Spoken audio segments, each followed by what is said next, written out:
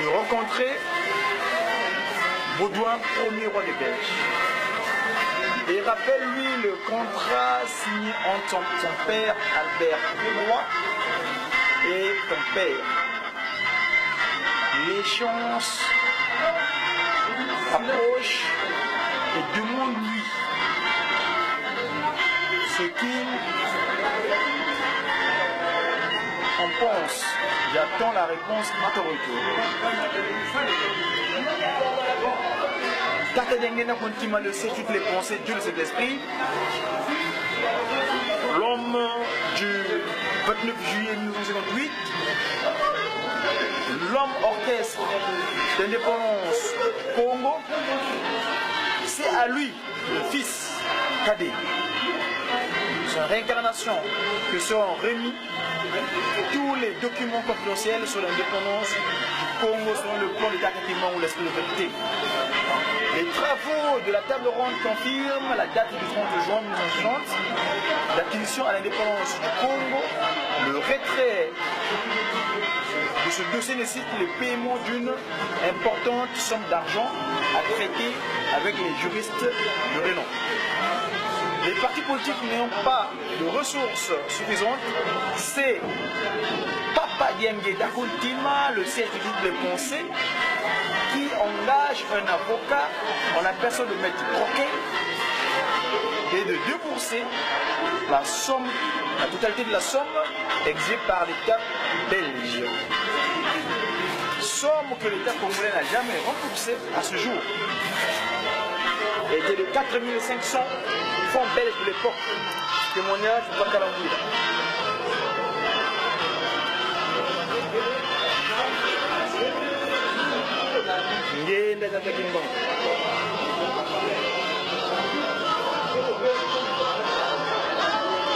Les 14 stations.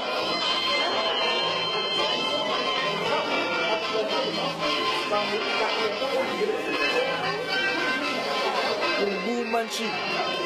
Kok itu Bumbanchi. Kok sudah dia kak?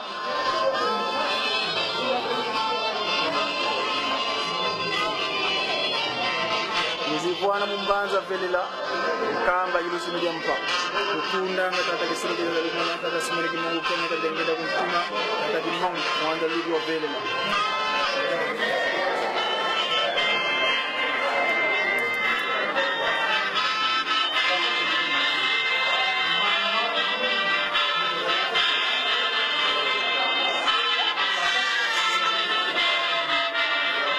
Kiki, ce visage ici, qui Solokele, dit Zelungana, dit Dengenda, qui Mongu, qui Kawanga, qui dit qui avec Mongu Kanga ni Mwanda Lujovilla, l'homme procédure de famille.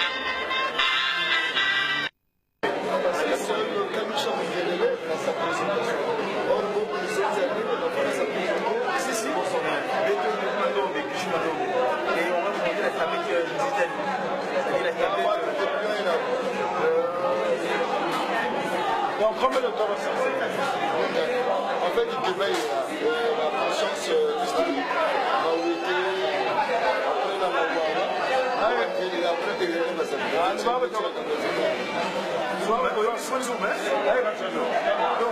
L'écriture africaine, la science m'a nommé.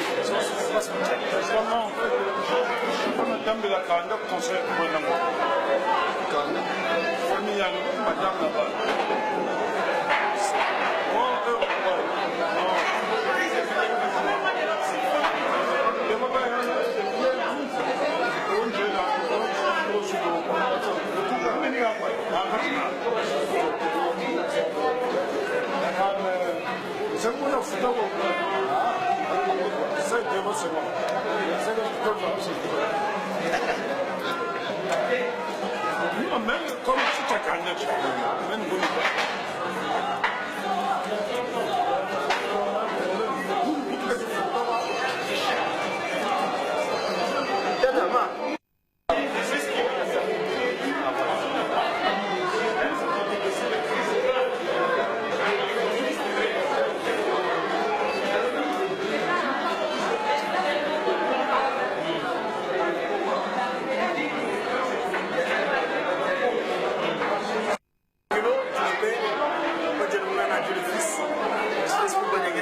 cette indépendance, on a fait ce passeport qui a gagné. En 2012. Et dans le monde calendaire, le passeport du monde, aujourd'hui, on est le 26. Le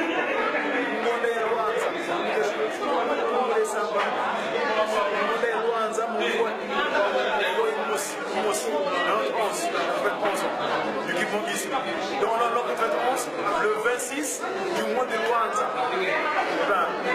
Le 26 du mois de Luanza en l'an 91, donc le 30 juin 2012, nous célébrons le 52e anniversaire du groupe Passimo du monde avait octroyé, avait voulu le paradis terrestre et ce qu'on appelle l'indépendance politique.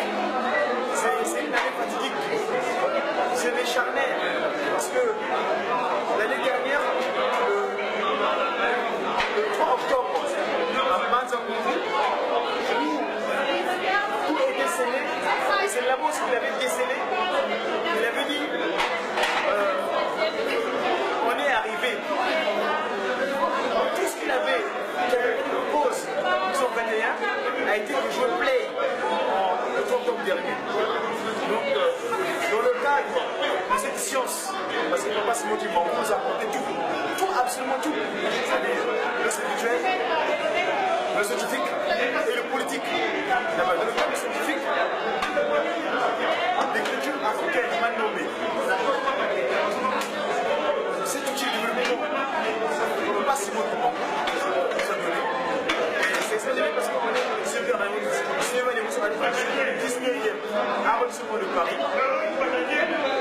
Donc le 20e, place de Villa. Bref, ici, dans le 19e, la communauté, pour marquer cette journée d'indépendance,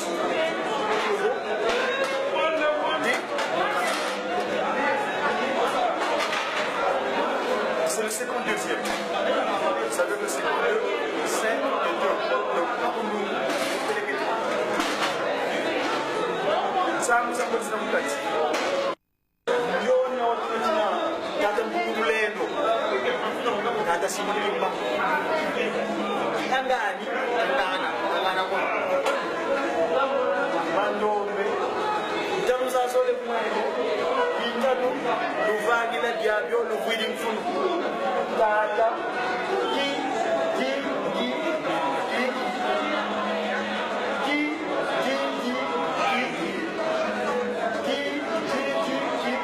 Donc ce visage ici, et l'eau du boy, Zizi Kiki, t'as dit que mon père, il y a un peu de guerre, ça doit être pour ça.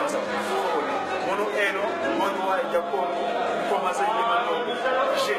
J'ai qui, j'ai pas ce mon père,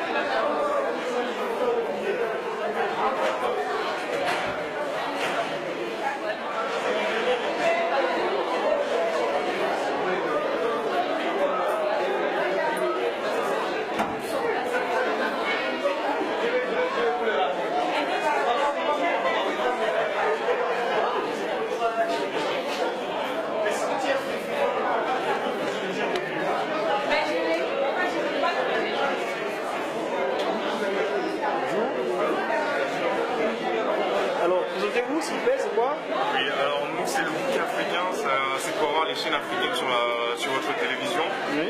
Alors, on a deux offres. L'offre basique à 6,90 € par mois, où vous avez accès à toutes ces chaînes-là. Et l'offre premium à 9,90 € par mois, où vous avez accès à toutes celles-là. C'est quel groupe ça? C'est le bouquet africain. C'est sur quel... Alors, vous pouvez vous abonner chez tous les opérateurs. Free, Bouygues, Alice, SFR. Pareil aussi de l'autre côté, Darty, Numéricable. Et le prix, je ne pas, peu importe le bouquet, le prix ne change pas. Pardon? Le tarif ne change pas. Non, chez tous les opérateurs, bon, après seul Orange les fera à 9,99 €. Il y a juste une petite différence de 9 centimes. Mais en général, c'est exactement les mêmes prix chez tous les opérateurs. Voilà. Est-ce qu'il y a la télé qui manque là? Il y a la télévision qui manguiste là, non? La radio qui? Il y a la radio télévision qui manguiste? Non. Vous vous rapprochez avec eux, d'accord? Papa, oui. Merci beaucoup. Merci. Faites remonter l'information, hein? Oui.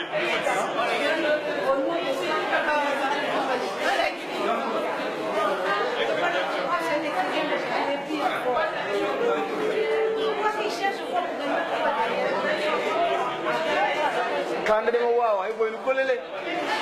Vous ne comprenez pas? Ah, ma pauvre.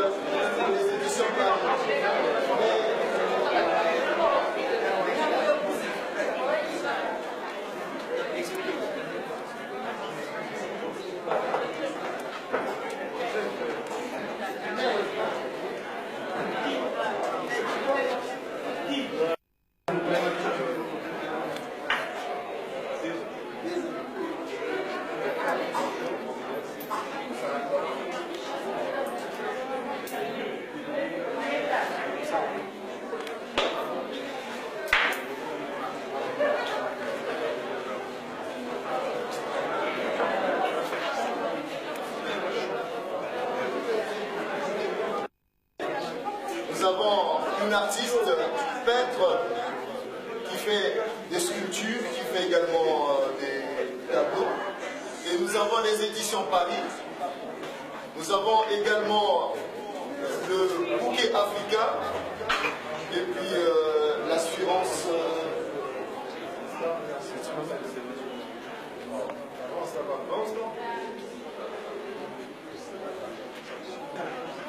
Assurance stable.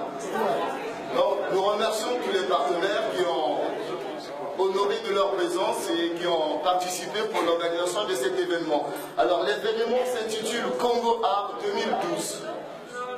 Et vous êtes conviés ici. Donc, Kamisha et Éclosion Pro sont très contents que vous honorez de votre présence pour contribuer ensemble Congo Art 2012. Pour commencer, nous allons marquer le coup. Comme on dit chez nous, avant de commencer, bon, on aurait été au pays, on allait faire renverser le vin de palme. Mais ici, nous allons marquer le coup par l'hymne national. Donc nous allons, si ça ne vous empêche pas, nous lever pour l'hymne national. Et après, le débat va commencer.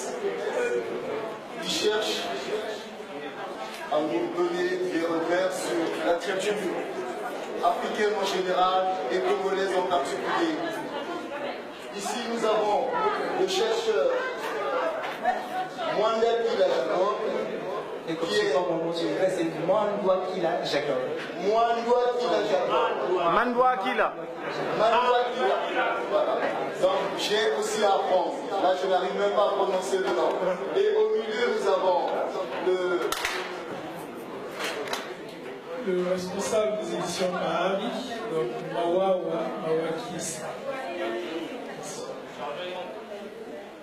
Et le troisième. Mawete Maxosila, je suis responsable des éditions Pyramide Papyrus Press et laboratoire d'anthropologie de la Renaissance africaine. Donc, vous l'avez constaté, nous avons la chance d'avoir ces trois éminences en face de nous. Nous pourrons poser des questions à l'issue du débat. Sans plus tarder, je vais pouvoir donner la parole. Mais en annonçant le thème s'intitule La conscience historique. Ah, la conscience de quoi? De qui? L'histoire de quoi? De qui? Je ne sais pas. Ici, les trois vont tenter de développer le thème.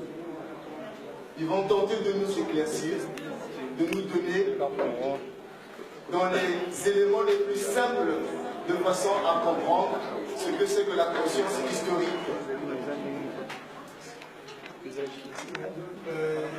Donc merci pour cette journée du 30 juin qui est une date symbolique pour la République pour notre pays.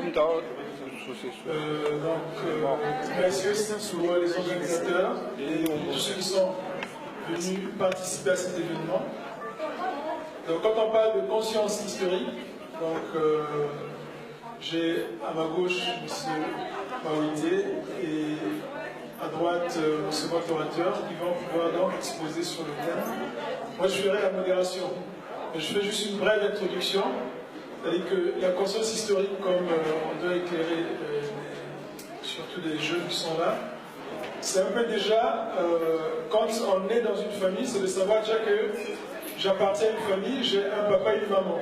Donc on ne peut pas les oublier. C'est déjà son histoire à soi. Quand tout être humain qui naît se dit j'ai un papa et une maman, c'est déjà une conscience de l'individu par rapport à d'où il vient. Et maintenant, quand on sort de sa famille, on se dit j'ai un pays. Ah, ce pays, il vient d'où? quelle est son histoire, pourquoi il en est ainsi, pourquoi il en est là. Donc, ce sont ces notions-là qu'on aimerait un peu développer, notamment dans le cas de nos pays, qui donc, historiquement, on peut se situer par exemple au niveau de l'esclavage, que nos pays à nous ont été esclavagisés pendant 4 à 5 siècles. Nous avons été ensuite colonisés, et après la colonisation, 50 ans viennent de s'écouler. Et donc on va essayer de rappeler les éléments liés à toute cette conscience historique, sans pour autant l'aborder en profondeur, mais juste donner quelques brèves de la conscience historique. Et vous aussi vous poserez des questions de telle sorte qu'on soit vraiment en interaction. On n'est pas venu pour donner un cours magistral, on est venu juste pour causer par rapport à cette date symbolique, au mois du 30 juin, qui marque les 52 ans de l'indépendance de la République démocratique du Congo. Donc, sans trop tarder, je vais donc donner la parole à notre frère Manu Akila, qui va commencer. Et après, je passerai la parole à frère Mawiti. Merci pour la parole. Mesdames et messieurs, chers frères et sœurs, à travers mon intervention, je voudrais quand même vous faire comprendre l'importance de la conscience historique dans la construction d'un État ou d'une nation. Mais avant d'entrer dans le vif du sujet, permettez-moi d'abord de rendre un vibrant hommage à Mvuluzi Fumu Kimbangu, et à travers lui, des dizaines, des centaines, des milliers de martyrs qui ont sacrifié leur vie. Et sans oublier qu'aujourd'hui, en République démocratique du Congo, se passe un drame qui connaît des milliers de morts, je dirais plus de 6 millions de morts. Et donc je vous prierai de vous lever et de garder une minute de silence pour nos milliers de martyrs.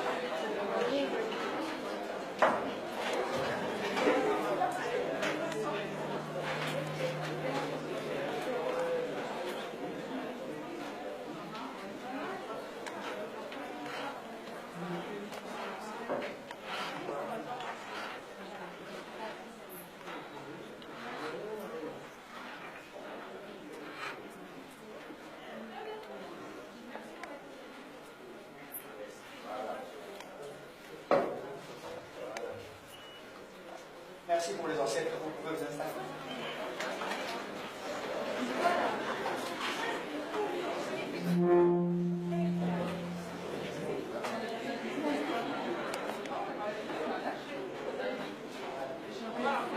Allô?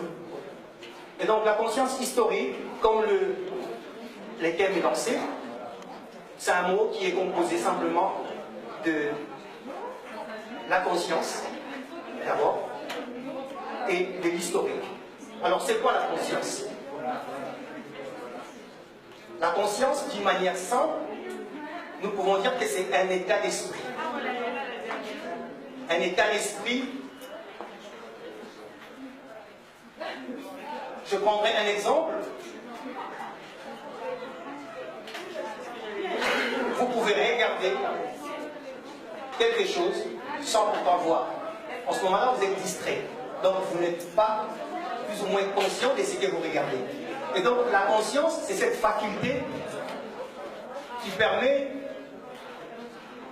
à la personne humaine d'apprendre une situation, d'apprendre des informations sur une situation précise. Je prends l'exemple du peuple juif.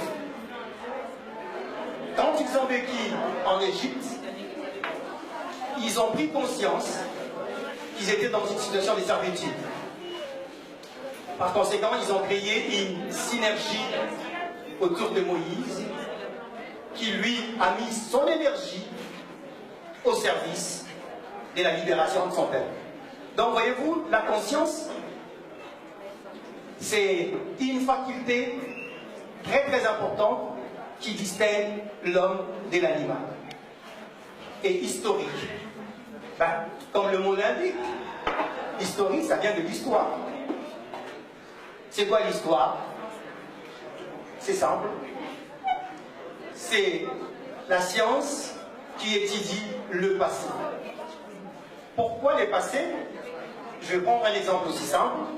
Si en rentrant ici, aujourd'hui, vous avez failli tomber parce que vous avez trébuché, et bien en sortant, je suis sûr que votre mémoire va vous dire, faites attention, parce qu'il y a quelque chose qui vous a faussé au départ.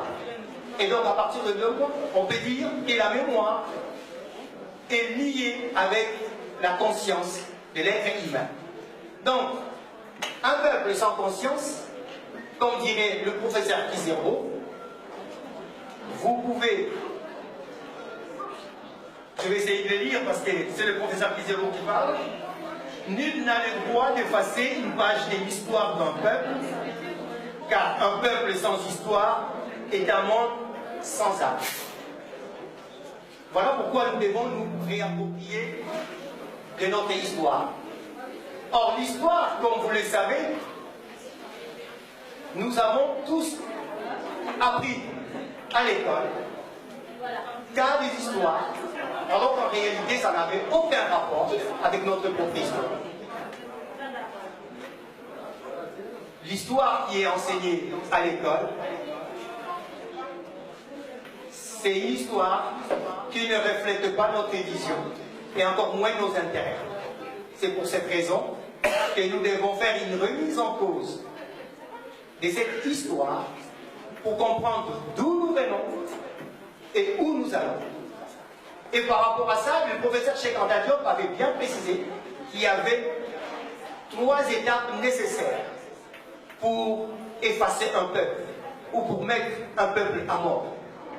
C'était d'abord le meurtre intellectuel, c'est-à-dire dire à un peuple qu'il n'a pas d'histoire. C'était très facile. Et la deuxième étape, c'était le meurtre moral, dire à un peuple qu'il n'a aucune connaissance du bien et du mal. Et par rapport à ça, lui apprendre qu'il n'a pas eu de religion et qu'il n'avait pas non plus de langue, sinon des dialectes. Donc voyez-vous, il faut absolument qu'on fasse un vrai travail, que ce soit au niveau de nos progénitures, pour leur dire qu'effectivement, l'Afrique est au centre de tous les éléments qui ont été le rudiment de la civilisation. Donc la conscience historique est en quelque sorte la centrale des énergies qui, une fois qu'elle est mise en marche, le peuple commence à acquérir son autonomie sur base de la conscience spirituelle qui émergera au fil et à mesure. Donc, en résumé, la conscience historique est un levier nécessaire pour l'identité d'un peuple. Tant que le peuple n'a pas pris conscience de son passé, il va certainement refaire les mêmes erreurs. Il va commettre le même gaffe. Aujourd'hui donc, comme c'est une date symbolique, le 30 juin 2012, cela nous permet, sur le plan symbolique, de comprendre la portée historique de cette date pour les Congo. Et cette portée et cette signification du 30 juin n'était qu'au niveau de la forme. Sur le plan du contenu, aucun pays africain aujourd'hui ne peut dire qu'il est vraiment indépendant. Le Congo, donc, n'est pas indépendant. Au niveau de la forme, quand les colons, soi-disant, sont partis en les remplaçant par les nègres évolués, tout le monde avait dansé indépendance, tcha-tcha-tcha, disant nous sommes indépendants. Aujourd'hui, nous nous rendons compte que notre indépendance n'est que partie l'église. Alors c'est là où maintenant la conscience spirituelle d'un des fils du Congo avait agi dès le 6 avril 1921. Un digne fils, Mvuluzi Mfumukimbalu, était porteur d'un message. Et à travers son message, il y a une prophétie qui a attiré mon attention. J'aimerais le lire quand même pour vous, parce que je trouve que c'est très important.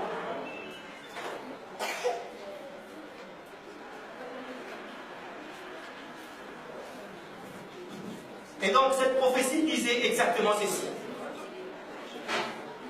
Dans les décennies qui suivront la libération de l'Afrique, les gouvernants de l'Afrique libre travailleront sur le conseil et pour les comptes de l'homme blanc et entraîneront leurs populations respectives dans des guerres meurtrières et s'entretueront. C'est alors que va surgir celui qui va travailler avec mon esprit. Il aura la sagesse, l'intelligence, la capacité d'apporter l'indépendance spirituelle. Et là, le mot est lâché, l'indépendance spirituelle. Donc en réalité, la date symbolique du 30 juin, qui avait une connotation politique, était vide de son substrat. Parce qu'à travers la prophétie de Mvumukimbalu, on apprend que la vraie indépendance, la vraie libération est d'abord spirituelle. Donc l'homme n'est pas seulement doué de l'intelligence au sens cartésien, mais il est aussi doué de l'intelligence spirituelle qui est à l'état lambda. Et l'Afrique avait, et particulièrement au Congo, cette relation particulière spirituelle pour qu'un digne fils puisse révéler le mystère qui était caché à travers ce monde. Alors aujourd'hui, que nous nous réunissons pour célébrer la culture, je trouve que la culture, qui est un ensemble de valeurs, de données qui se transmettent à l'intérieur d'un groupe social, doit composer avec l'élément fondamental qui est l'esprit de l'homme du 6 avril 1921. Et donc, c'est de cette interpellation qu'il s'agit. J'appelle tous mes compatriotes à comprendre la portée de ce message qui est la libération spirituelle, pour essayer de voir si, à travers l'indépendance de 1960, nous avons pu avancer ou non. Et ce qui est vrai, c'est que la prophétie qui a été annoncée par Mvumukimbalu tient la route aujourd'hui, en 2012. Voilà de quoi je voulais vous briefer pour que nous comprenions que l'air est grave. Merci.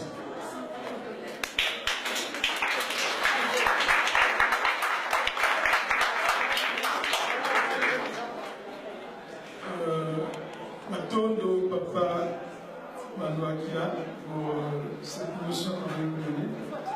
Donc, dans la conscience historique, Papa Manuakila a donc rappelé cette notion d'indépendance spirituelle, de conscience spirituelle. Et c'est justement donc ce qui a manqué à notre peuple, et c'est ce pourquoi justement on essaie d'innover, c'est-à-dire qu'en ce 30 juin justement, on n'est pas seulement là en train de danser, mais on est en train de prendre conscience de nous, et que ce soit au niveau des écrits, au niveau de la culture, et ainsi de suite. Donc si vous avez des questions, elles viendront après. Je pense que je vais passer la parole directement à Papa Maruité pour qu'on écoute la deuxième intervention. Je vous remercie de m'avoir invité. Donc, je remercie les organisateurs pour cette initiative. C'est pour qu'il s'agit de la génération qui est en train de nous suivre, donc qui a pris l'initiative d'organiser cet événement. Normalement, je vais aller intervenir aussi pour les adultes. sont plus âgés de la génération qui est au-dessus, celle de ma génération un peu au-dessus, dans l'ère qui va suivre. Et j'ai prévu de leur parler des héritages. Alors, pour revenir au terme de conscience, si nous restons seulement dans la langue française, nous avons dans ces termes de conscience les termes con et les termes de science. Con avec science, donc veut dire conscience veut dire avec science.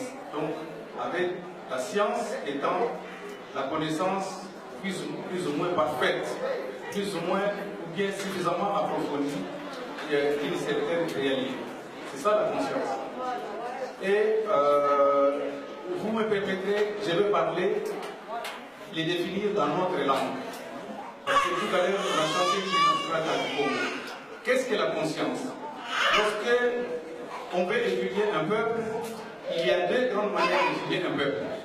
C'est, d'une part, de connaître sa définition de Dieu, et d'autre part, de connaître la définition de l'homme.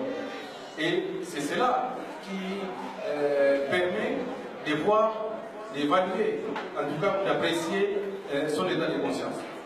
Alors, en Kikongo, lorsque on dit conscience, on dit Nzambi Inani, qui est Dieu. On répond Nzambi Imbangi Muntu. Dieu est le témoin de l'homme. Et on pose la même question, il dit et Muntu Inani, Muntu Imbangi Nzambi. Donc vous voyez que prendre conscience du fait que nous sommes aussi les témoins de Dieu pour être, comme le terme lui-même Muntu le dit, l'être par excellence. Dieu a créé plusieurs êtres, les arbres dans les règles végétales, les animaux, tous ces êtres qui ont des vies ont leur manière de vivre. Mais ce qui fait différence dans la conscience de l'homme, c'est que Dieu a donné à l'homme la direction de ses affaires. Il a nommé son intendant. Il a demandé à l'homme de diriger la création. Donc c'est cela la conscience. Et en Kikongo, on dit Ntemo. La conscience, c'est un terme. C'est ce terme Ntemo qui veut dire Nzambi Ntemo. Lorsque dit Nzambi Ntemo, ça veut dire que Dieu est lumière. Vous voyez que la définition de la conscience nous amène directement à Dieu. Donc connaître Dieu, c'est prendre conscience de nous-mêmes. Or, comment nos ancêtres définissaient la culture et l'histoire? Le terme tout lui-même, pour appeler un être humain, nous on dit tout, mon tout. Tout, c'est la tête. Or, vous voyez qu'avec la tête, nous pensons, nous entendons, nous voyons, nous sentons, nous parlons, nous mangeons. Donc, nous faisons entrer, nous faisons sortir avec ça. Et prendre déjà la conscience que nous sommes la tête, vous voyez les fonctions de la tête? Penser, écouter, voir, sentir, parler. Vous voyez déjà la tête. Donc, nous sommes des têtes. Et notre peuple appelle l'être humain, l'homme, tout, comme la tête. Ça veut dire les pensants.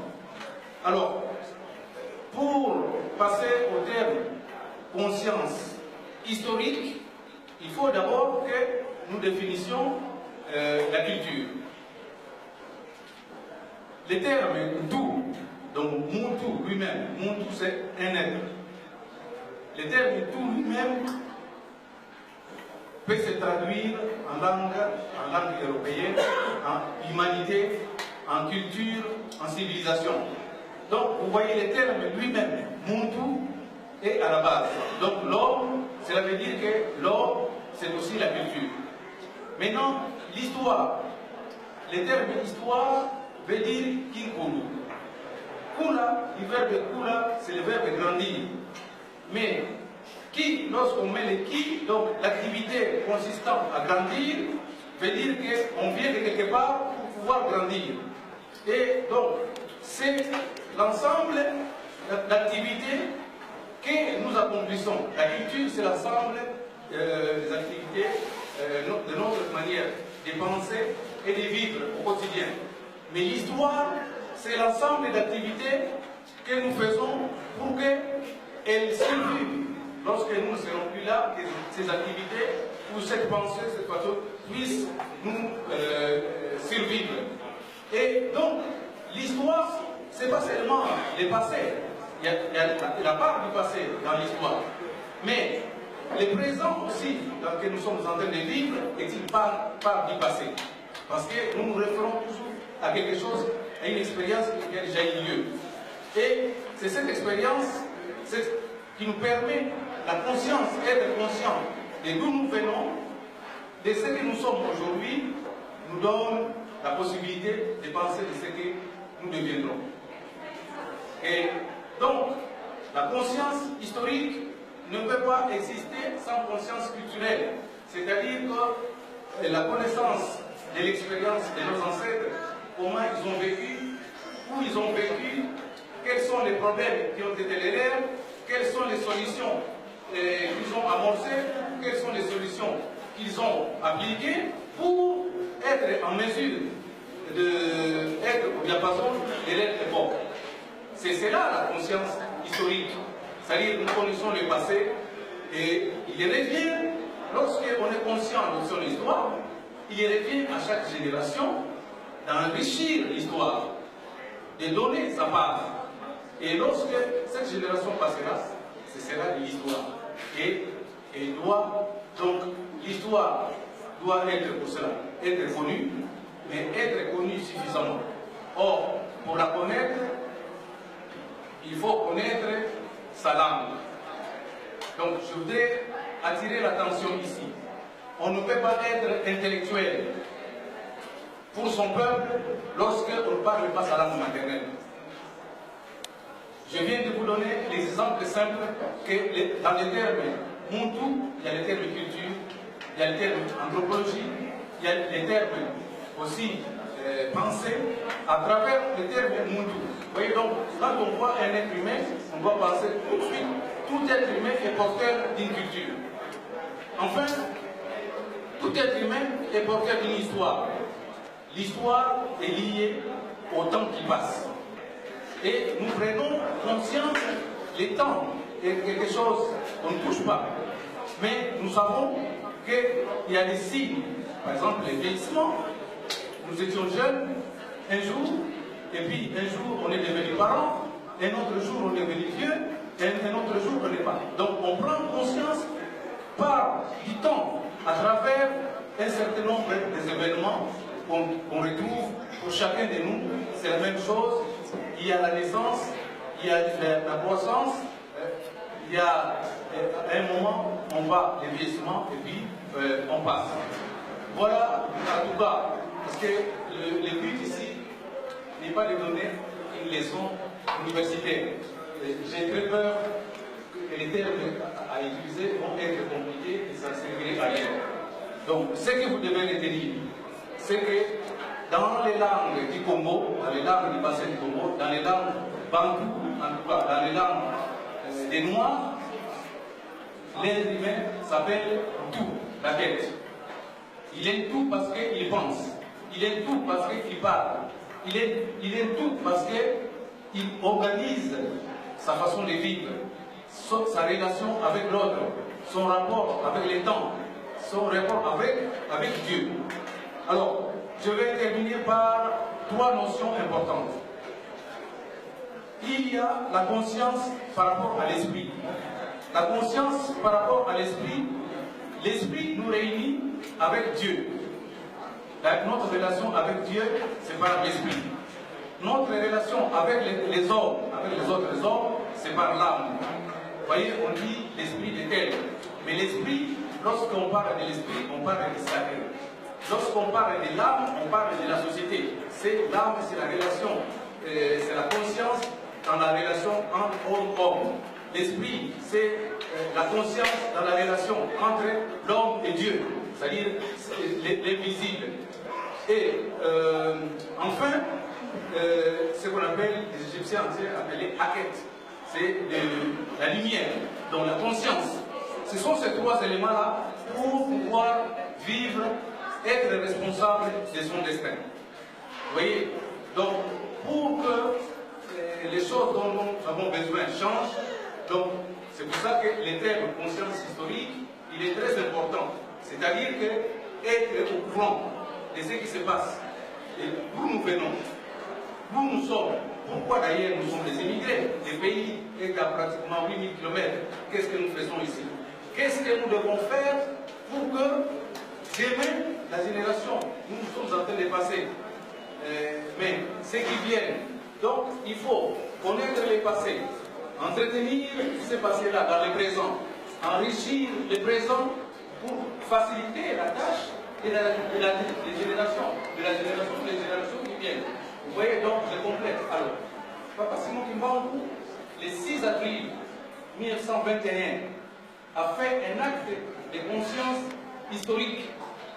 Les textes, je pense que nous allons donner les textes entiers pour que vous puissiez les distribuer. Et vous puissiez lire ces textes-là nécessairement. Votre conscience de l'histoire ne peut pas commencer sans lire ces textes. Parce qu'il explique quelles relations nous devons avoir avec notre environnement, avec Dieu qui nous a créés, entre nous et nos autorités, entre nous et les autres peuples, entre nous et tout ce que les ancêtres nous ont laissé. Et j'ai fini par ce terme. Vous devez savoir qu'aimer les pays, nous devons aimer les pays et un acte de conscience globale. Les pays, un pays est toujours riche par les biens matériels qu'il est capable de produire et de distribuer, mais aussi riche par la conscience, c'est-à-dire les pensées, les paroles, la créativité, l'innovation, c'est-à-dire tout ce qui peut créer des nouveaux, tout ce que chaque génération apporte pour que la vie soit plus simple pour la majorité de la population. Vous voyez qu'aujourd'hui, nous sommes dans une société pratiquement injuste parce que nous n'avons pas à consacrer du temps à entretenir la conscience. Vous voyez, il y a des gens qui sont esclaves sans qu'ils sachent qu'ils sont esclaves. Il y a encore beaucoup de gens qui sont colonisés sans qu'ils sachent eux-mêmes qu'ils sont colonisés. Il y a des gens qui pensent, vous voyez, il a donné un bon exemple, mon frère. Mon frère, qui pensent qu'ils sont pauvres. Et ils s'approchent, ils disent qu'ils n'ont pas de solution. Non, la conscience, lorsqu'il y a conscience, c'est le début des solutions. Prendre conscience de sa situation, de sa culture, de son histoire, l'entretenir, les transmettre. C'est là où on a un vivier des solutions pour que notre situation au sein de l'humanité puisse changer. Voilà à peu près, dans vraiment un résumé, ce que je voulais vous dire pour aujourd'hui. Alors, nous attendons.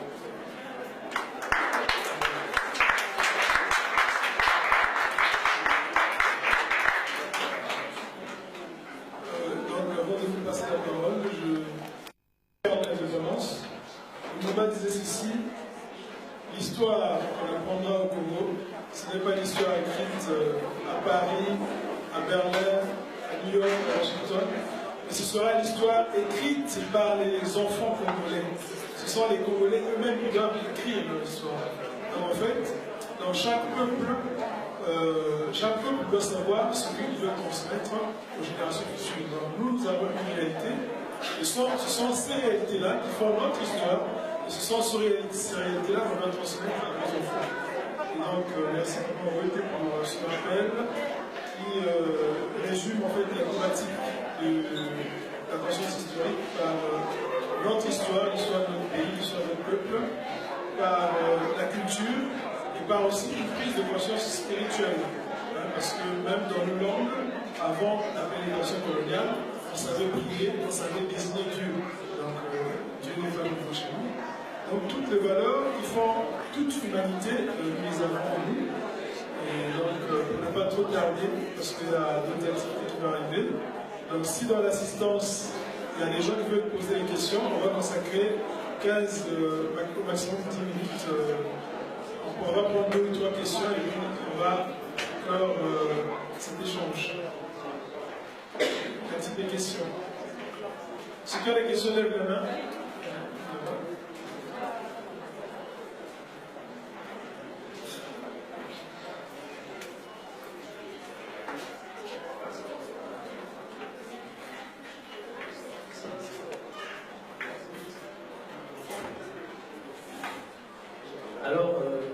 C'est pas vraiment une question, c'est plutôt une remarque que j'aimerais faire. Hein. Vous présentez, monsieur. Attention. Vous présentez. Vous présentez. Ah. Bon, je m'appelle Kambou, je suis également originaire du Congo-Kinshasa. Je vis avec Congo, je vis également au Congo-Kinshasa, où je suis enseignant. J'ai trouvé qu'il était très bon en tout cas de nous rassembler pour parler de l'histoire de la conscience, etc. Mais je suis un petit peu gêné parce que vous êtes revenu plusieurs fois sur la notion de Dieu, alors que le premier intervenant a bien dit que notre histoire était tronquée, qu'elle a été falsifiée. Vous venez de dire que notre histoire ne doit pas être écrite à Paris ou à Munich, elle était au Congo.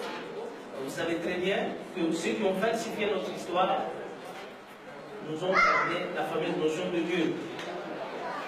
Et que tous les peuples qui sont prêts à se libérer et à aller de l'avant, au cas de l'ancienne Union soviétique et très parlant, ont commencé par se débarrasser de cette notion de Dieu, donc des religions. Donc il faut qu'on commence par faire le vide sur le plan spirituel. Et tant qu'on continuera à dire toujours Dieu, adorons Dieu, faisons tout pour Dieu, on ne s'en sortira jamais. Parce que le Dieu que nous avons, c'est le Dieu que les hommes nous ont amené. Et ce Dieu nous a été amené dans un but bien précis, celui de nous exploiter, de nous dominer, de nous dominer jusqu'à aujourd'hui. Donc ce que je me rends compte, c'est que tous les efforts que l'on fera pour nous libérer, pour nous conscientiser, en tout cas dans ces efforts-là, on fasse tout pour éloigner nos frères et sœurs de ces fameuses églises qui parlent de Dieu du matin au soir. Quelqu'un a dit quelque part que la religion était le but du peuple. Donc faisons un effort pour sortir des religions, pour revenir à zéro, pourquoi pas peut-être alors aller chercher des vraies religions pour nous-mêmes et pour nos peuples. C'est tout ce que j'avais à dire. Merci. Merci. Donc, je pense que ce ne sera pas un débat, parce qu'en fait, on n'a pas à notre niveau défini la notion de quel Dieu c'est. Je dis simplement que culturellement parlant, toutes les valeurs qui constituent l'humanité, même avant la pénétration coloniale, dans nos sociétés, elles existaient. Donc, nos parents, nos grands-parents ont toujours prié aussi, sans avoir eu l'apport extérieur. Hein. Ça, je n'ai pas parlé d'un Dieu, d'une religion précise à ce niveau-là. J'ai parlé plutôt de valeurs spirituelles. Donc, y a-t-il une autre question?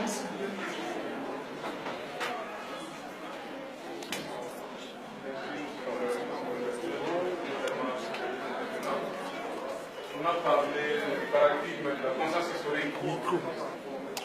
Bon, qu'en est-il 50 ans après? On a parlé de 6 millions de morts, l'État congolais qui n'existe quasiment plus. Sur l'identité, il faut quand même qu'on fasse par rapport à la nouvelle génération des bilans de cette conscience historique. Après tout, il y a eu beaucoup de martyrs. Simon Kimbangu, Lumumba, Moulele, tant d'autres. Il faut qu'on fasse le bilan 50 ans après parce que c'est l'occasion, c'est le 30 juin. Et avant ça, il y avait la date des martyrs, le 4 janvier. On fasse le point. Merci. C'est ça ma préoccupation. 50 ans après. Où en sommes-nous? Cette conscience historique. Donnez la parole au Seigneur. Je remercie et je félicite les organisateurs parce que c'est une journée historique, les 30 juin, les jours des indépendances. Je me souviens bien, j'étais enfant, et ces jours-là, je faisais des galipettes par terre, j'ai tourné partout, et je voyais mes parents à l'époque, nous aussi, en étant enfants, on écrivait l'Ipanda, Fedi, on dansait, on fêtait. Mais je pense que les gens de ma génération qui sont ici doivent être aussi contents. Vraiment, je suis très fier et très content. Mais je voudrais souligner une chose. Dans la conscience collective de nous tous ici, les orateurs ont dit qu'on a perdu cette indépendance 50 ans après. Donc j'attire l'attention au niveau de la conscience collective de tout le monde qui est ici. Il n'y a pas seulement au Congo que nous avons perdu cette indépendance, mais toute l'Afrique noire subsaharienne a perdu l'indépendance. Donc dans notre conscience collective, nous devons nous lever pour aller lutter contre les Lumumba, contre les Simon Kimbangu, contre une femme qui avait déjà lutté à l'époque, Kipavita, toujours relative à l'indépendance et à la liberté de notre peuple. Donc c'est à nous de continuer le travail qui a été arraché par les impérialistes ou par les colons. Parce qu'aujourd'hui, nous sommes encore colonisés, récolonisés après l'indépendance. Donc à notre conscience collective, nous devons nous lever pour faire justement ce qu'ils ont dit, la révolution spirituelle. Et cette révolution spirituelle va entraîner la révolution culturelle, la révolution politique et la révolution industrielle. On ne pourra jamais passer vers la révolution industrielle qui sera le développement du Congo et de l'Afrique sans passer par la révolution spirituelle. Donc quand un peuple a perdu sa spiritualité, il a tout perdu. Voilà, je félicite et je remercie les orateurs d'avoir mis un point à l'exergue, la révolution culturelle. C'est très important. La liberté spirituelle et la révolution spirituelle. Voilà. Donc la conscience collective et nous qui sommes ici doit s'élever pour récupérer cette indépendance dont Simon Kimbangu l'a fait. Merci.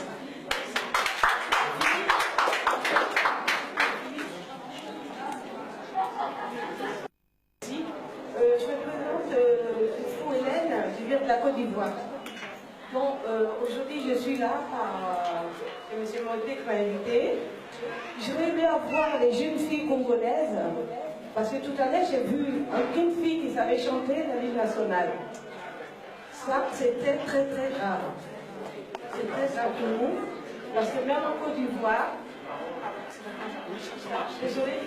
désolé, ça je